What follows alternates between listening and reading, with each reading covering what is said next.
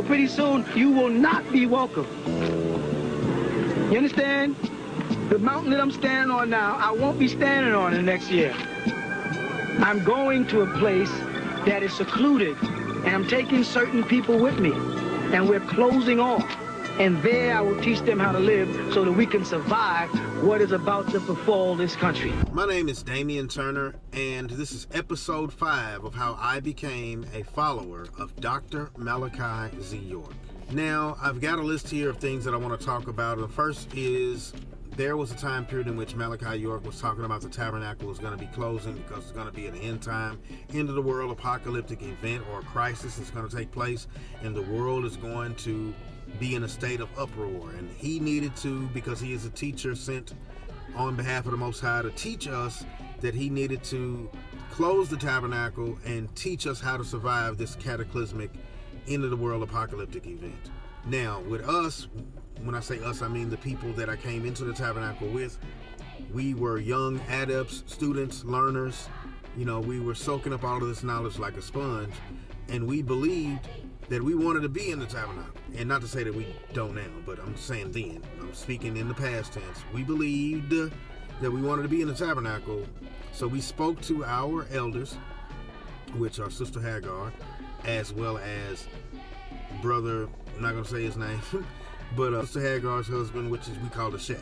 So now, with her being in close proximity to Pops, she would go down and talk on the land and speak with Pops, or they had newcomers class, so she would a lot of times raise her hand. Real big tall sister. I know probably people that might be remembering a really tall lady down there on the land speaking with Pops. You might know exactly what I'm talking about. This is our Shek's wife of our community.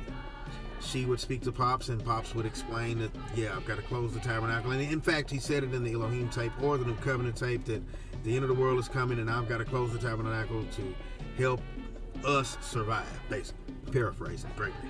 But what I'm saying is, Malachi York, who at the time was Rabboni Yahshua Bar El-Hadi, the Lamb of Eliyahuah, we understood that this is what he said, this is what needs to be done. You know, if we can't get in the tabernacle, we'll just have to survive some type of way. But we're still going to believe with right knowledge. We're still going to believe in the Wapu. We're still going to believe the truth. We're still going to believe in El Islam. We're still going to believe in the Ansar Allah community. We're still going to believe in the Nubian Islamic Hebrews. We're still going to believe in whatever. You know, whatever name it changes to, we're still going to believe in Malachi York. We're still going to believe in Amanubi Ruach. We're still going to believe in Yanun. We're still going to believe in the Angel Michael. We're still going to believe in Malachi Zodak. We're still going to believe in Amar Utu. We're still going to believe in Atum Re, Neter Afirti. So we know that Malachi York closed the tabernacle briefly, I believe, in 1993, and then he reopened it in 1993 and allowed our tabernacle, Nashville Tabernacle, those that were over the tabernacle, to become members. I remember filling out my application. I remember have to go do a physical, having pictures that we took and everything. And so we then received information saying that we were official members of the Holy Tabernacle Ministries, and we cheered. I'm still happy about that, still to this day. Not taking anything away from that, not trying to make any type of joke or mocking or anything. But I'm just seriously happy that was a decision that I made to become a member of the tabernacle. So that was what happened, and Malachi York, Imam Isa, Rabboni Yahshua opened up the tabernacle and allowed our tabernacle to become members of the Holy Tabernacle. So then we're going to go to question 2 or statement 2. I got 19 of them in case you're wondering. Lamuel meeting Dr. Khalid Muhammad. Now, Lamuel is the brother that I'm telling you about in some of the previous videos that a witch came up to and did some type of craziness and everything, and he was able to leave that encounter unwitchcraft affected. But this is talking about when that brother, Lamuel, met Dr. Khalid Muhammad. Now, it was at Fisk University, if I'm not mistaken, that Dr. Khalid Muhammad was there, and we were in our usual Nubian Islamic Hebrew regalia. We had on dashikis, you know, we had on, I remember specifically Lamuel had on a black dashiki, and Lamuel had a button of Rabboni Yahshua, the one with 7 golden candlesticks and the 7 stars with the golden girdle, on the pin on him. I remember him walking up there after Dr. Khalid had briefly got through speaking and spoke with him. He spoke, I could see like the hand gestures and body language in which they were having a conversation. It didn't look like it was hostile. It didn't look like it was negative. It didn't look like it was confrontational or anything like that. But it did seem like Lemuel dropped something on Khalid Muhammad, and Khalid was kind of thinking about it. And then Dr. Malachi York obviously came up in the conversation because he's kind of pointing and referencing his pen. That's Malachi York. And so I don't know exactly what was said. I can't remember exactly Lemuel giving me any details of the conversation besides me as a onlooker and young person in the tabernacle watching them and seeing Lemuel, talk to Dr. Khalid Muhammad with some type of level of honor, at the same time giving him some jewels or giving him some knowledge pertaining to what we as Nuwapians know, or we as those that study right knowledge know, or Nubian Islamic Hebrews or Ansar Allah community, communal livers. Anyway, so that was the second one. Let me see, part 3. In the Nashville Tabernacle, those that were above the tabernacle, we used to meditate on Thought Nubian. Now, in a previous tape or previous video, I told y'all about Tima, who played Thought Nubian all the time, and Tima is included in these meditations as well. But we all used to listen to Thought Nubian. I'm not ragging on Tima as if Tima's the only person that used to just religiously listen to Thought Nubian. He wasn't the only one that religiously listened to Thought Nubian. In fact, I listened to Thought Nubian quite a bit myself, so I can't really rag on him for that. But he listened to it more than I did. He was listening to it more than I would have been at the time. I listened to quite a bit of Thought Nubian, but there was a particular poster that had Yahshua. It had Yahshua on it, and Yahshua had the golden girdle and had his hand up in the position of a number 1, and the caption on it said, "There is but one," is what it said. Now, when we saw that poster, we made that poster, the statement on the poster, we made that into a chant in the tabernacle. And we would sing, "There is but one," and hold it like we were chanting Om or something. But we would sit around and say, "There is but one." We would just keep saying it over and over. There is but one. So this is what we did. We chanted, "There is but one." We noticed that there was a lot of spiritual things, mysterious events that happened. Things that would make you think, what was that? Did you see that? So a lot of that was going on. I did get reports from people in the tabernacle saying they might have thought we were summoning angels of some sort, or we were communing with the Neteru, or we were communing with the Anunnaki, or we were communing with the Elohim. We were communing with them is what the synopsis was amongst us, that we were summoning Elohim. If we were, I'm not sure. We could have possibly been, but that was interesting to see. Let's go to another one. This was, I would say, I'm not sure exactly the year. I do know it was probably 1996 maybe. The Savior's Day, where Malachi York built Solomon's Temple, Ramses Theater. I think Ramses Theater might have came the next year or so, or they were starting to build on it when Solomon's Temple was built. I specifically remember the year that Solomon's Temple was built. I remember Doc having kind of the Elijah Muhammad looking fez on with the all black, standing out in front of Solomon's Temple teaching.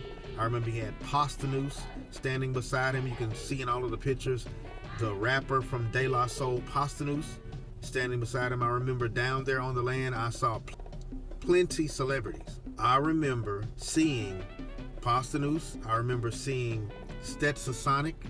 I'm not sure what the brother's name was from Stetsasonic, the rap group Stetsasonic. I remember seeing one of them or two of them from Stetsasonic down there. I remember seeing Poetic from the Gravediggers. I remember seeing True Goy. He wasn't standing up there with Pops, but he was with Postanus. I would see him on the land walking around. So I seen True Goy down there on Kodesh, specifically the year that we were calling Tamaray either Wahani. I think it was Wahani, the Golden City. I don't think it had been called Tamaray. It wasn't really called Tamaray until we built the Black Pyramids. But anyway, I do remember seeing True Goy from De La Soul, as well as Postanus, who was standing with Malachi York who at the time I believe was called Netura Firti Atum Ray. He was standing down there in front of Solomon's temple while Netura Firti Atum Ray was teaching. Who is Malachi York? Who is Imam Isa? Who is Amanubi Rockpath? Who is Yanun? Who is the angel Michael? Same person. According to us, maybe not y'all that don't believe as we believe or know as we know. People want to harp on the word believe. Well, brother, you say believe a lot. I know believe. Man, get off of trying to explain to me how to process information and affirmation. I know any and every way you can slice up Nawapic jargon. I know how to talk Nawapu probably circles around you, trying to explain to me about belief versus knowing. I know all about knowing versus belief. And if I use the word belief, it's because I want to use the word belief. And you ain't going to stop me. And you'll probably tune back in and hear some more crazy stuff I'm going to say the next time. So thank you, but no thank you. Anyway, what made me think that Malachi, I didn't even tell you, this is part of the one I was trying to tell you about Savior's Day. This is, I think, 1996 when he built Solomon's Temple. I was trying to tell you that I saw some people down there from the Hebrew Israelites. Now, these Hebrew Israelites weren't down there to patronize or listen to Dr. Malachi York. They were not down there to hear what he had to say or to believe what he was teaching or know what he was teaching. Whatever. He didn't. These people that I seen, this one particular Hebrew Israelite, I know it's Hebrew Israelite. He had a turban on, long, kind of gray-looking. He had a mitri, that's what they call him. Mitri, and he had fringes, and so I know he's a Hebrew Israelite. But he looked like he was down there to do something too, Doc. And there was a lot of people that kind of circled around him that I seen. Now this was, I want to say either 1995 maybe or 1996. It was one of them years. I don't know who this brother was, but this brother looked like he was greatly upset at Malachi York teaching. And he looked like he was trying to inch his way up there to where Malachi York was. Maybe he's going to try to do something to him. Maybe S-word him. Maybe he was going to try to pow-pune him. I don't know. But whatever he was trying to do, it was unsuccessful because the brothers swiftly snuffed him out and got him. And I don't mean they beat him up, and I don't mean they killed him or anything. He didn't do none of that. They just escorted him off the land. I know that. I do remember that. They escorted him off the land. So that was that. That was Hebrew Israelites at Savior's Day, the same one when they built Solomon's Temple. Now, the next one. What made me think that Dr. Malachi Z. York was an angel? What made me think Dr. Malachi Z. York was an angel? Well, how I've always imagined, even outside of religious thinking and indoctrination or religious dogma, I have always believed that the things that are contained within the Bible are just kind of shadow and types. They're not really exactly what we believe them to be as far as what is being propagated to us by mainstream society. The mainstream society propagates the idea of an angel, and it's got wings on its back and all this, it's got a halo, and this is what the classic depictions of angels are, Cupid and all of this. So I've always thought like that. That's not just a thought that was introduced to me by Malachi York and the teachings of the Wapo. I've always thought that religious indoctrination has kind of smeared and indoctrinated us to believe things that are kind of stretched and imagined, ultra imagined by us to be something that it's really not. So when we think of angels, I've oftentimes thought, like, when I was religious, well, angels have wings. But I've heard the explanation, meaning going into the Bible, you see people a lot of times in the stories of the Bible that are just regular people looking people. How can a person entertain an angel unaware and an angel got wings on his back? You mean to tell me if I'm sitting somewhere on a bench and a person comes along with wings on his back, starts talking to me, that I'm going to treat him like he's a human? I'm not going to treat him like he's a human. That's a damn angel because he got wings on his back, right? Unless that statement is trying to show you that angels don't have wings. That angels look like everybody else. And if you're talking to somebody that just looks like anybody else, but he's really an angel, that shows you that angels come in human form. That a human being is really an angel. It's just a diminished capacity angel. That's all it is. It's just a lower vibrational frequency angel. That's what a human being is, a lesser angel.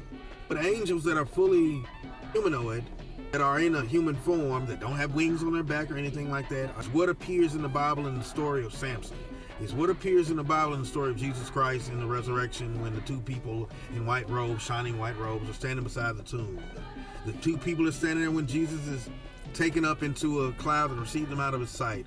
All of those things are explanations to me of how an angel really is. So I've oftentimes thought when Malachi York was saying that he was an angel, you just look like a regular man like me, you know? How can I really believe that you're an angel? But when you really think about it, the people in the Bible saw people that looked just like them, and they were really angels, according to the text is saying that they are really angels.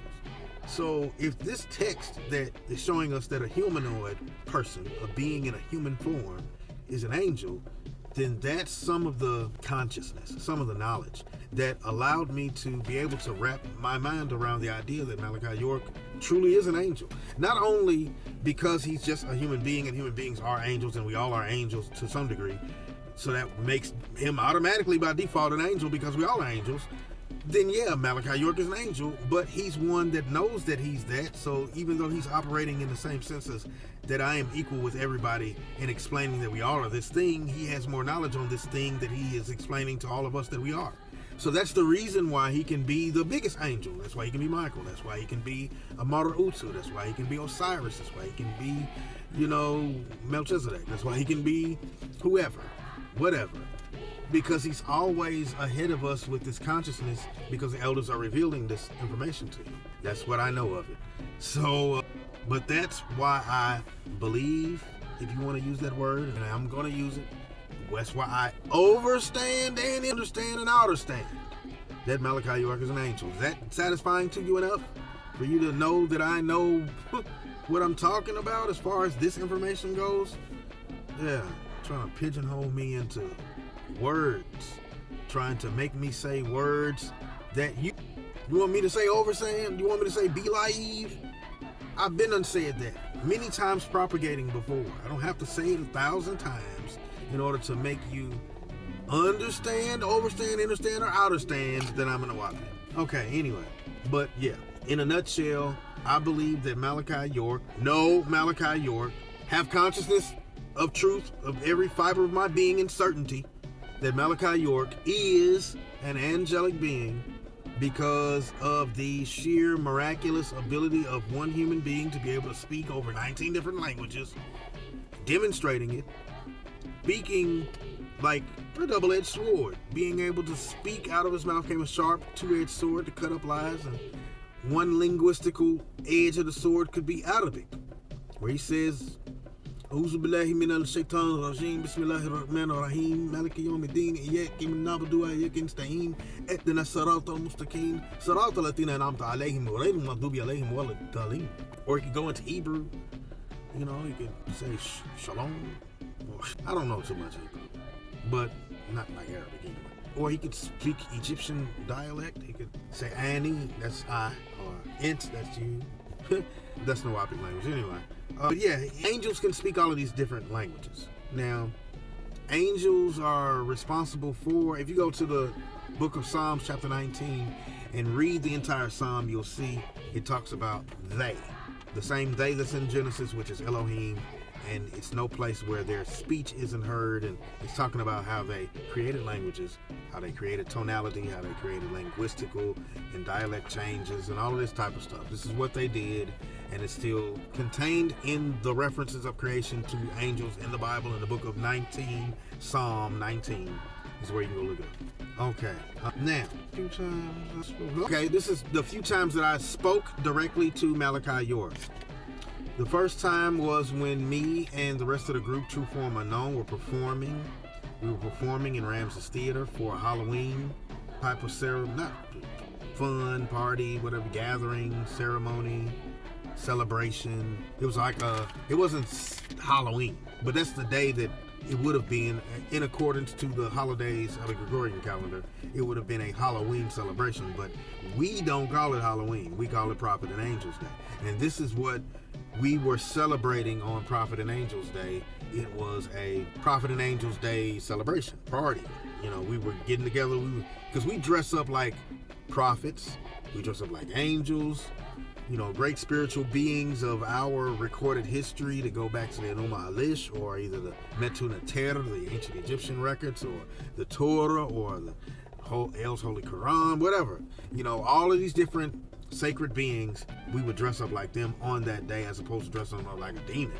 or vampire, werewolf, gargoyle, anything like that. No, we didn't do that. So this celebration is when I met Malachi York for the first time and spoke directly to him. We were in the sound booth. We were told, because when we came in, we had these outfits on, which are kind of like, we looked like Star Trek people. They were basically Star Trek Halloween uniforms. They were for Halloween, really. But we didn't wear them to celebrate Halloween. We went to celebrate Prophet and Angels Day. But we were in Solomon's Temple, Ramses Theater, and this is where we performed and did our, rap songs and stuff like that for True Form Unknown. So there, when we came in, Malachi York was up in the booth, like the recording booth with all of the sliding scales, and you can raise the volume up on the mixing boards. Now he was up there with the mixing board stuff. He was like, "Hey, y'all come up here." So we came upstairs into the booth, and he was talking to us and saying, "Hey, this is what we're gonna do. We're gonna kind of giving us a spiel of, when it's time for y'all to go on, we're gonna turn up the volume here. We're gonna do this and that. You keep these right here. You don't need to raise the volumes up anymore with these because." And really, this is what we do with most rappers. This is what Pops is telling us. This is what we do with most rappers when engineer. He's stating to us, he's done took on the hat of an engineer. This man is a master teacher of language, art, science, philosophy, religion, whatever. This man is a master of all of these different stuff, and now this man is sitting here talking to us about engineering. It's amazing. So we're sitting here soaking all of this up. I'm like, okay. He said, yeah, and usually when rappers, so I'm like, yeah, give me some more volume on the microphone. He said, man, we just look at them crazy. We act like we done turned it up. We ain't turned it up. And we laughed about that. We was like, oh, really y'all be doing it? And that was it. That was the first time I said anything directly to Malachi York, or he said something directly to me, myself. The second time was me and Yeshay were walking by a gravel road down. It was the time we went down there to see, I think it was the fight for, it was at Ramses Theater, and it was Mike Tyson versus Evander Holyfield, and Mike Tyson bit his ear off. Right before we got there, me and Yeshay, or Jesse, were walking on a gravel road that led to Ramses Theater. And Pops and a driver of his was kind of like in the little go-kart type of scooter or whatever you drive around the golf course with. He was driving in one of, Doc wasn't driving, the driver was driving, and Doc was sitting in kind of the other seat, and he kind of drove up behind, like right beside me and Jesse as we were walking. He's like, yeah, y'all going over there to watch the fight? He was like, yes sir, Pops. Yeah, okay, all right, we'll see you there, y'all have a good time. And he drove off. He said that was the second time he said something directly to me or us, but I was included in us. And the third time was Nwapu's Ball. Nwapu Ball, right before Nwapu Ball, the performance of Dr. York, the Love Man. He had dressed up with the gold boots on and everything, and he was coming out, and I was standing there, and I remember Chris was there, and Jesse was there, all three of us, True Form Unknown, standing there, and Malachi York came by and spoke to us, y'all did good or whatever, and gave us a compliment about our performance, and then he went on out and performed. So that's the third time. All right. Now, this right here is another statement I wanted to make right quick about kind of relating to the same thing. This is Malachi York. At one time when we went down there to pick up a check and check for True Form Unknown sales of the cassette tapes we were selling, True Form Unknown, Right Knowledge.